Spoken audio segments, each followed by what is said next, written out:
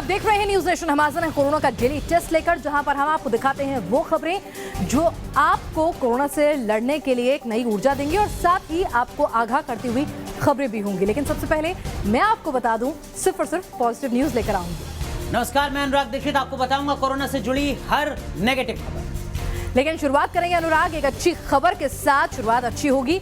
Lockdown में फंसे लोगों के चेहरे खिले हुए हैं क्योंकि श्रमिक स्पेशल ट्रेन अब मजदूरों को घर लेकर रवाना हो गई है। ये ट्रेन बोरीवली स्टेशन से यूपी से जौनपुर के लिए रवाना हुई है। रेलवे ने श्रमिकों के लिए कुछ गाइडलाइन भी जारी की हैं। पहले से बीमार लोग अभी सफर ना करें। आपको बता दें कि श्रमिक स्पेशल ट्रेन जो है मुंबई से रवाना हुई है और वहाँ पे बड़ी तादाद में मजदूर जो हैं वो इकट्ठा हुए थे और सोशल डिस्टेंसिंग के नियमों का भी पालन किया जा रहा है। तो एक तरफ ऐसा लगता है कि सब कुछ बेहतर हो रहा है, लेकिन ऐसा नहीं है क्योंकि अगली खबर जो हम आपको दिखाने जा रहे हैं वो पश्चिमी उत्तर प्रदेश के मेरठ से है और यहाँ पर जो तस्वीरें सामने आई उसने हर किसी को सोचने पर मजबूर कर दिया। दरअसल में मेरठ के मेडिकल कॉलेज के लैब में उस वक्त हड़कंप मच गया जब एक बंदर टेस्टिंग किट लेकर भाग गया। हॉस्पिटल स्टाफ बंदर के पीछे पीछे भागा, लेकिन वो तब तक किट लेकर पेड़ पर चढ़ गया था और उसे चबाने लगा। हॉस्पिटल स्टाफ ने उसका वीडियो बना लिया और वीडियो वायरल होने लगा। वीडियो बनाने वाले लैब टेक्नीशियन को मेडिकल कॉलेज प्रशासन ने नोटिस जारी कर दिया है। हालांकि पहले बताया जा रहा था कि सैंपल कोरोना जांच का था, लेकिन मेडिकल कॉलेज प्रशासन ने बाद में इसे इनकार किया।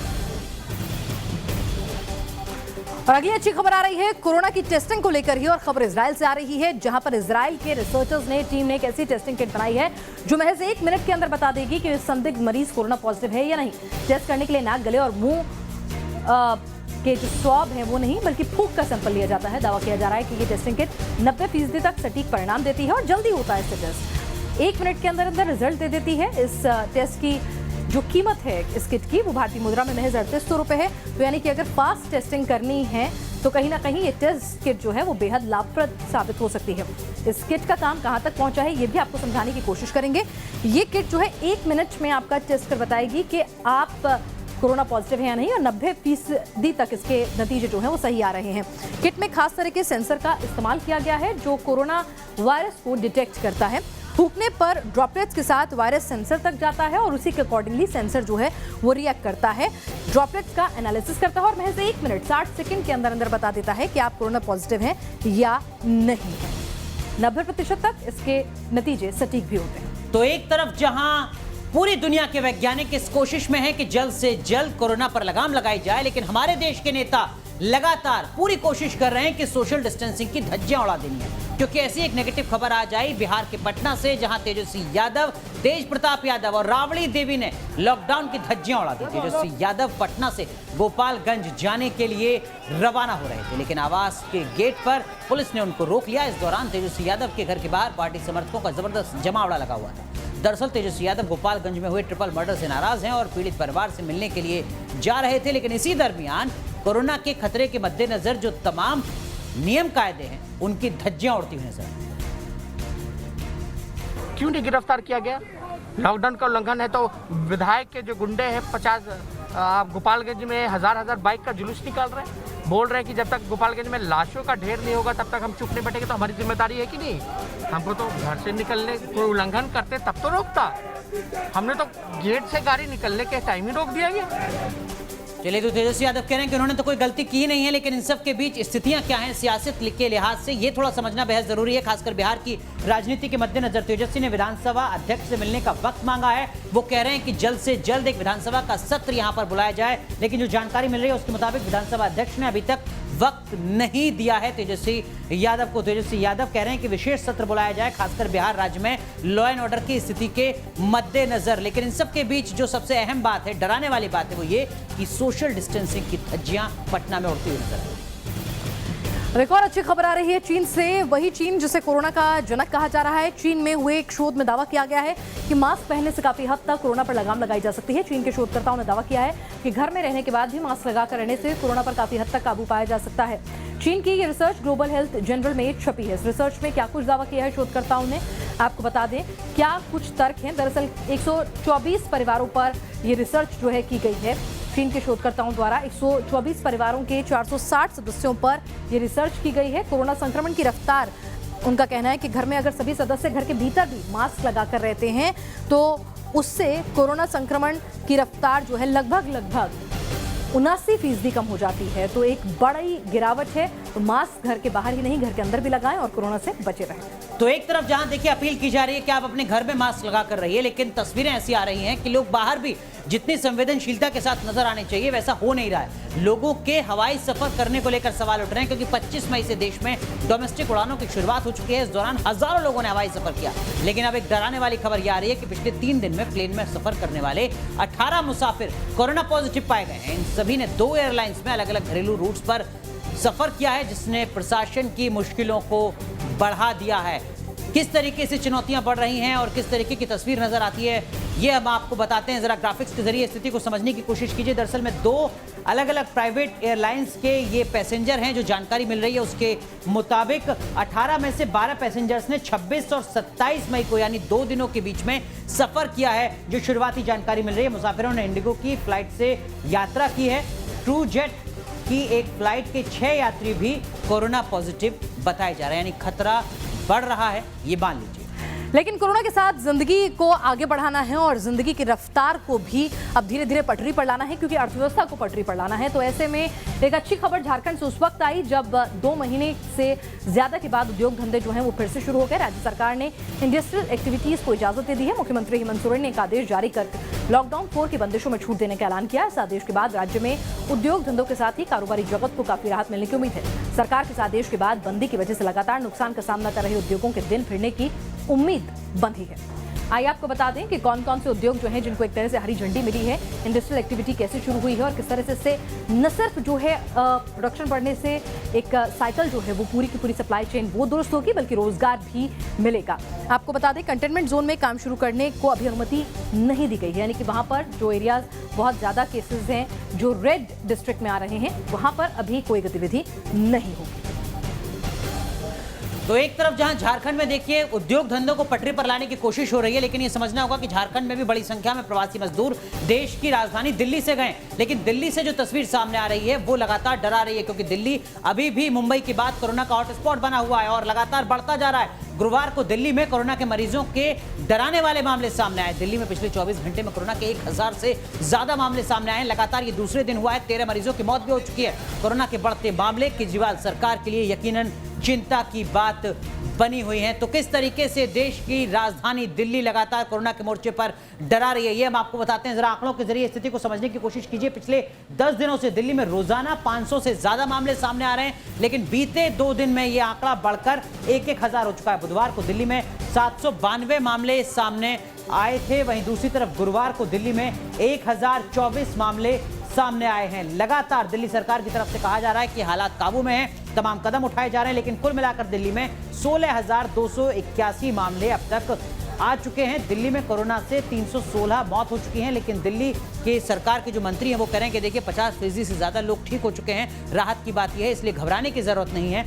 लेकिन 10 दिन में अगर लगातार 500 मामले सामने आते हैं और 2 दिन के अंदर लगातार 1,000 से ज्यादा मामले सामने आते हैं, तो यकीनन डराने वाली खबर है। लेकिन इस सब के बीच में एक अच्छी खबर आ रही है पंजाब से, जहां पर कोरोना से जिस तरह से पंजाब लड़ा, शुरुआत में बहुत ज्यादा मामले सामने आए, लेकिन जितनी जल्दी उसने उन पर नियंत्रण पाया उसका कायल अमेरिका भी हो गया। अमेरिका की एक यूनिवर्सिटी ने अपने रिसर्च में पाया है कि केरल के बाद पंजाब ही ऐसा राज्य है जो कोरोना के खिलाफ बेहतर काम करने में कारगर रहा। यूनिवर्सिटी ऑफ मिशिगन में बायोस्टैटिस्टिक्स और महामारी रोग विशेषज्ञ प्रोफेसर भ्रमर मुखर्जी ने अपने रिसर्च में पंजाब की तारीफ की है। जिस तरह से पंजाब ने कोरोना के खिलाफ अपनी लड़ाई लड़ी है, पंजाब मॉडल की तारीफ हुई है। केरला मॉडल के बाद आपको बता दें भारत में 20 राज्यों पर मिशिगन यूनिवर्सिटी की ये रिसर्च है।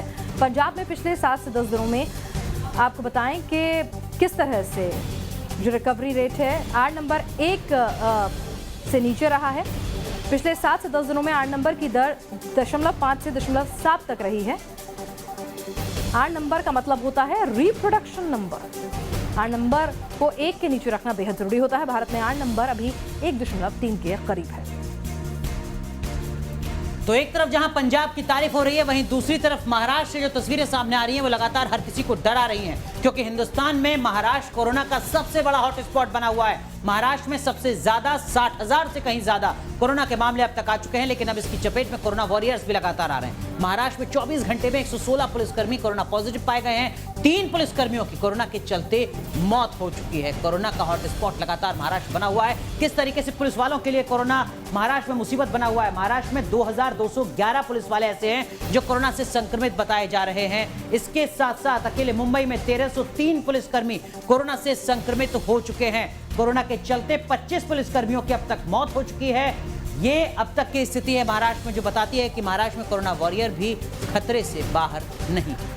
कोरोना एक चुनौती बना हुआ है, लेकिन कोरोना से लड़ना आसान है। और अच्छी खबर आ रही है राजस्थान से, जो बता रही है कि राज्य में इस महामारी ने तेजी से पैर जरूर पसारे, लेकिन रिकवरी रेट बहुत अच्छा है। खासकर राजस्थान में विदेश से लौटे प्रवासियों की वजह से कोरोना का संक्रमण तेजी से फैला। जयपुर, जोधपुर, उदयपुर, तमाम जगह कोरोना बहुत तेजी से फैला, लेकिन जिस तरह से राज्य ने इस पर काबू पाया, मरीज रिकवर हुए, पिछले 1 महीने में ठीक होने वाले मरीजों की रिकवरी रेट में करीब 6 गुणों की बढ़ोतरी हुई। इसी वजह से राज्य की राजधानी जयपुर को केंद्रीय स्वास्थ्य मंत्रालय ने कोरोना मॉडल टाउन घोषित किया। राजस्थान में कोरोना पर काबू किस तरह से पाया गया, किस तरह से रिकवरी रेट जो है 60% के आसपास पहुंच रहा है। 59.68% रिकवरी रेट है। नेशनल रिकवरी रेट से काफी बेहतर, यानी कि भारत का जो रिकवरी रेट है वो है 42.88 और राजस्थान में ठीक होने वाले मरीजों का रिकवरी रेट है 60% लगभग। चलिए एक बार फिर रुक करते हैं उसी महाराष्ट्र का, जो सबसे बड़ा कोरोना का हॉटस्पॉट बना हुआ है देश में, जहां पर 60,000 से कहीं ज्यादा मामले अब तक सामने आ चुके हैं। महाराष्ट्र में कोरोना के मरीजों की संख्या लगातार बढ़ रही है। वहीं दूसरी तरफ महाराष्ट्र सरकार कोरोना वॉरियर्स का हौसला बढ़ाने के बजाय उनके जज्बे को कम करने की कोशिश कर रही है। कोविड-19 महामारी से लड़ाई लड़ रही नर्सों में उद्धव ठाकरे सरकार के खिलाफ असंतोष पैदा हो चुका है, क्योंकि कॉन्ट्रैक्ट बेस पर काम कर रही नर्सों की सैलरी में 45,000 से घटा के उस सैलरी को 25,000 कर दिया गया है। महाराष्ट्र सरकार ने नर्सिंग स्टाफ का जो तनख्वाह है वो घटाया है। 29 अप्रैल को सरकार ने एक नोटिफिकेशन जारी किया, जिसके तहत नर्सेस की तनख्वाह 45,000 से घटाकर 25,000 की है। इससे नर्सेस में काफ़ी नाराज़गी है। एक तरफ नर्सिंग स्टाफ महामारी के खिलाफ लड़ने की एक महत्वपूर्ण कड़ी है और इनको सरकार ने नाराज़ किया है। एक और अच्छी खबर आ रही है पश्चिम बंगाल से, जहां पश्चिम बंगाल में 1 जून से सभी धार्मिक स्थलों को खोल दिया जाएगा, लेकिन सोशल डिस्टेंसिंग के साथ। आपको बताएं 25 मार्च से लागू है लॉकडाउन के पहले ही देश भर के तमाम धार्मिक स्थलों को बंद कर दिया गया था। उसके बाद लॉकडाउन को 3 और 4 चरणों के लिए बढ़ाया गया। इस दौरान लॉकडाउन में कुछ ढील जरूर दी गई, लेकिन धार्मिक स्थलों पर पाबंदी जारी रहेगी। लेकिन पश्चिम बंगाल में ममता बनर्जी ने कहा है कि धार्मिक स्थल 1 जून से खुल जाएंगे, लेकिन एक बार में 10 से ज्यादा लोग जो है अंदर नहीं जाएंगे। सोशल डिस्टेंसिंग का पालन करना जरूरी होगा। तो 1 जून में पश्चिम बंगाल में ईष्ट के दर्शन कर सकेंगे भक्त। मंदिर में एक बार में केवल 10 लोग ही जा सकेंगे। चाय और जूट उद्योग भी 1 जून से खुलेगा। 100% कामगारों के साथ उद्योग जो है खुलेंगे, यानी पहले कहा जाता 50% के साथ आप दफ्तर खोलिए, लेकिन ममता बनर्जी कह रही है नहीं चलेगा। निजी दफ्तर भी पूरी क्षमता के साथ खुलेंगे और उद्योग धंधे भी। चलिए, तो पश्चिम बंगाल में जहां सब कुछ पटरी पर लाने की कोशिश की जा रही है, वहीं देश का जो सबसे बड़ा सूबा है उत्तर प्रदेश के कानपुर से एक नेगेटिव खबर आ रही है सामने, जहां समाजवादी पार्टी के विधायक इरफान सोलंकी ने लॉकडाउन की धज्जियां उड़ा दी। इरफान सोलंकी का वीडियो सोशल मीडिया पर वायरल हो रहा है। वीडियो में साफ साफ देखा जा सकता है 100 से ज्यादा लोग एक जगह पर इकट्ठा हो गए, जबकि कानपुर का चमनगंज इलाका पिछले 45 दिन से कोरोना का हॉटस्पॉट बना हुआ है। बावजूद इसके विधायक इरफान सोलंकी लॉकडाउन की परवाह करते हुए नजर नहीं आए। और आइए अब अच्छी खबर आ रही है, वो है नवजात बच्चों से जुड़ी हुई। माँ का दूध जो है वो कोरोना से भी बचाएगा बच्चों को। जी हाँ, बीच में ऐसी धारणा आने लगी थी कि सोशल डिस्टेंसिंग के चलते जो है बच्चों को ब्रेस्ट फीड नहीं कराना चाहिए, लेकिन अब रिसर्च आई है कि कोरोना संक्रमित माँ भी अगर बच्चे को ब्रेस्ट फीड कराती है तो उसे कोई खतरा नहीं है, उल्टे वो कोरोना से बेहतर तरीके से लड़ सकेगा। WHO, यूनिसेफ और international baby food action network की एक रिपोर्ट में साफ किया गया है कि ब्रेस्ट फीडिंग कराने से बच्चों को कोरोना वायरस का संक्रमण नहीं होगा। रिपोर्ट में यह भी कहा गया है कि माँ का दूध बच्चों के इम्यून सिस्टम को मजबूत करता है और उनमें बीमारियों से लड़ने की क्षमता विकसित करता है। इसलिए कोरोना काल में माओं को ब्रेस्ट फीडिंग पर खासा ध्यान देना चाहिए। आइए आपको बताएं कि किस तरह से माँ का दूध तो बच्चों के लिए कहा जाता है रामबाण संजीवनी बूटी, किस तरह से ये बच्चों को और ज्यादा मजबूत बनाएगा, ये आपको बता दें। ब्रेस्ट फीडिंग अगर आप नहीं कराते हैं तो ये खतरा 14 गुना बढ़ जाएगा, यानी कि 14 गुना खतरा अगर आपको रोकना है अपने बच्चे के लिए कोरोना के संदर्भ में, तो ब्रेस्ट फीडिंग अपने नवजात को जरूर कराएं माँ, भले ही वो कोरोना पॉजिटिव क्यों ना हो। इन सब के बीच अगली नेगेटिव खबर भारत से आ रही है, जहां कोविड-19 के मामले लगातार बढ़ते जा रहे हैं। हिंदुस्तान में कोरोना मरीजों के मामले में अब हम 9वें नंबर पर आ गए हैं। देखिए, कल हम 10वें नंबर पर थे, और आज हमने तुर्की को पीछे छोड़ दिया है। हिंदुस्तान में कोरोना के मामले अब तुर्की से ज्यादा हो चुके हैं। कल भी बहुत ज्यादा अंतर नहीं बचा था। तुर्की जो गुरुवार तक 9वें नंबर पर था, अब भारत 9वें नंबर पर आ गया है। दिनों दिन बढ़ते कोरोना के मामले हर किसी को परेशान करने वाले हैं, क्योंकि इस पर काबू पाने की तमाम कोशिशें भी नाकाफी साबित हो रही हैं। आपको जरा आंकड़े समझाने की कोशिश करते हैं ग्राफिक्स के जरिए। आप देखिए जरा, अमेरिका अभी भी पहले नंबर पर है, जहां पर 17,68,441 मामले कोरोना के सामने आए हुए हैं। दूसरे नंबर पर ब्राजील है, जहां पर 4,38,000 मामले हैं। दूसरे नंबर पर ब्राजील, तीसरे नंबर पर रूस, 3,79,051 मामले यहां पर नजर आते हैं। स्पेन में 2,84,000 मामले हैं। ब्रिटेन में 2,69,000 मामले हैं। इटली में 2,31,000 मामले हैं। फ्रांस में 1,86,000 मामले हैं। जर्मनी में 1,82,000 मामले, और अब 1,65,000 मामलों के साथ भारत 9वें नंबर पर पहुंच गया है, और 1,60,000 मामलों के साथ तुर्की अभी भी 10वें नंबर पर। और आइए आज की अगली अच्छी खबर आपको बताते हैं मध्य प्रदेश से, जहां स्वास्थ्य विभाग ने कोरोना के संदिग्ध मरीजों को क्वारंटीन करने में किसी भी तरह की कोताही न बरतने के निर्देश दिए हैं। राज्य के सभी चीफ मेडिकल ऑफिसर्स के नाम जारी निर्देश में कहा गया है कि सरकार की गाइडलाइन का हर हाल में पालन हो। बेहतरीन पॉजिटिव खबर ये, जो कि गाइडलाइंस का उल्लंघन करेगा उसके खिलाफ सख्त कानूनी कार्रवाई की जाएगी, यानी अब सख्ती जो है वो बढ़ती जाएगी। एमपी के आधा दर्जन जिलों में लापरवाही से संक्रमण फैला है, ये बात निकल कर आई तो उसके बाद ये सख्ती का फैसला किया गया है। स्वास्थ्य विभाग ने पूरे राज्य की एक केस स्टडी तैयार की है, और उसी के मद्देनजर ये जो तमाम डेटा जुटाया गया है, और उसके बाद ये फैसला लिया गया है कि सोशल डिस्टेंसिंग और मास्क पहनने का संदिग्ध जो है वो खासा ध्यान रखें। चलिए अब एक बार फिर रुख करते हैं देश की आर्थिक राजधानी मुंबई की ओर, जो लगातार कोरोना के आंकड़ों के लिहाज से हर किसी को डरा रही है। महाराष्ट्र और मुंबई में कोरोना के मामले लगातार बढ़ रहे हैं, लेकिन महाराष्ट्र के अस्पतालों से लापरवाही की खबरें लगातार सामने आ रही हैं। ऐसी तस्वीरें सामने आ रही हैं जो शायद ही आपने हिंदुस्तान के किसी और सरकारी अस्पताल में देखी हो। बीजेपी नेता नारायण राणे के बेटे नीतीश राणे ने एक वीडियो सोशल मीडिया पर पोस्ट किया, जिसमें अस्पताल में जहां तहां लोगों के शव पड़े हुए दिखाई दे रहे हैं। शवों के बीच से लोग होकर गुजर रहे हैं। Video Chhatrapati Shivaji civil hospital Thane का बताया जा रहा है। इससे पहले मुंबई के भी अलग अलग अस्पतालों से कुछ इसी तरीके की तस्वीरें सामने आई थी। किस तरीके के हालात है महाराष्ट्र के अस्पतालों के, आपको थाने की तस्वीर तो हमने आपको दिखाई, लेकिन आपको बता दें कि सायन अस्पताल में भी शवों के बीच मरीजों का इलाज किया जा रहा था। सिर्फ यहां पर सायन अस्पताल नहीं, कई अस्पताल में भी शवों के जहां तहां पड़े होने की खबरें सामने आई थी, तस्वीरें सामने आई थी, लगातार हमने देखी थी। रावड़ी जो राजावाड़ी अस्पताल है, वहां पर भी शवों के बीच मरीज का इलाज हो रहा था। ये 3 अस्पताल तो मुंबई के थे, और अब ठाणे की तस्वीर सामने आ चुकी है।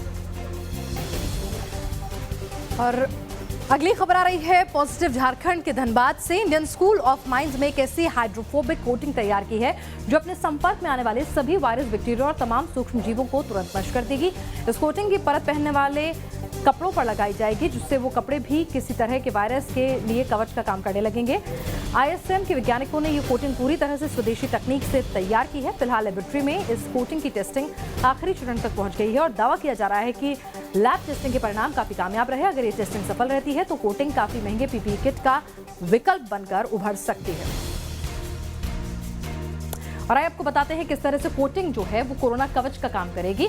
ये किस तरह से नैनो टेक्नोलॉजी से बनी है। पॉलीमेरिक सुपर हाइड्रोफोबिक कोटिंग है, जो एक तरह से एक लेयर बना देगी, और उस लेयर से हर कपड़े पर अगर इस कोटिंग को आप कोट कर देंगे तो ये पीपीई किट की तरह से आपकी जो नॉर्मल आपका जो रोब होता है, जो डॉक्टर कोट होता है, वो भी आपके लिए पीपीई किट बन जाएगा अगर उस पर ये कोटिंग की हो। ट्रायल शुरू है और उम्मीद है कि नतीजे भी पॉजिटिव होंगे। अगली नेगेटिव खबर हाइड्रोक्सी क्लोरोक्वीन के इस्तेमाल के जोखिम से जुड़ी है। अमेरिकी वैज्ञानिकों ने एक रिसर्च में मलेरिया में इस्तेमाल की जाने वाली दवा को कोरोना संक्रमित कैंसर के मरीजों के लिए खतरनाक बताया है। कोरोना का पक्का इलाज अभी तक नहीं खोजा जा सका है। ऐसे में कई देशों में हाइड्रोक्सी क्लोरोक्वीन और एंटीबायोटिक एजिथ्रोमाइसिन का मिक्सचर कोरोना पेशेंट्स को दिया जा रहा है, लेकिन अब कोरोना पर दवा पर रिसर्च करने वाले वैज्ञानिकों ने इस मिक्सचर को कैंसर पेशेंट के लिए जानलेवा बताया। अब एक पॉजिटिव खबर श्रमिक स्पेशल ट्रेन से आई है। देश के लाखों श्रमिक मजदूरों को श्रमिक स्पेशल ट्रेन के जरिए घर पहुंचाया जा रहा है, और महाराष्ट्र से बिहार जा रही श्रमिक स्पेशल ट्रेन में एक महिला सवार थी। अचानक से उसे प्रसव पीड़ा शुरू होती है, और तुरंत रेलवे की तरफ से तमाम सुविधाएं जो हैं वो मुहैया कराई जाती हैं। स्वास्थ्य विभाग अच्छे से डिलीवरी का प्रबंध करता है, जिसके बाद मध्य प्रदेश के सीएम शिवराज सिंह चौहान ने खुद ट्वीट कर सतना के रेलवे और स्वास्थ्य कर्मियों को बेहतर व्यवस्थाओं के लिए आभार व्यक्त किया, और मां और नवजात दोनों सकुशल होने पर बधाई दी। और अगली नेगेटिव खबर अमेरिका से। अमेरिका के एक अखबार में दावा किया गया है कि कोरोना की वैक्सीन आ जाने के बाद भी कोविड-19 वायरस सालों तक लोगों को परेशान करेगा। ऐसा भी मुमकिन है कि वैक्सीन आने के बाद भी corona virus HIV, chicken pox की तरह एंडेमिक बन जाए, यानी खतरा यहां पर कम हो जाएगा, ऐसा नजर नहीं आता है अमेरिका के इस दावे के मुताबिक।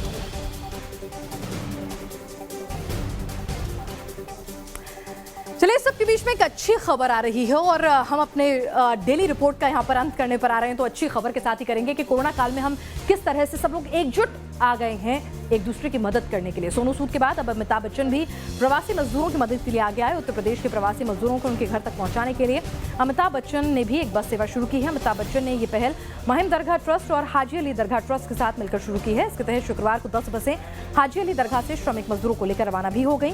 बसों के आगे दोनों ट्रस्ट के नाम और अमिताभ के फोटो लगे हुए हैं, उनके बैनर लगे हुए थे।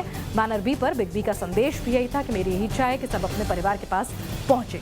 तो मुश्किल वक्त है, सब लोग साथ हैं और इंसानियत की मिसाल पेश कर रहे हैं और इसी तरह से हम कोरोना से लड़ेंगे। आप सुरक्षित रहें। यहां रुक रहे हैं कुछ देर के लिए, लेकिन आप बने रहिए न्यूज नेशन के साथ, क्योंकि खबरों का सिलसिला यहां कभी नहीं थमता।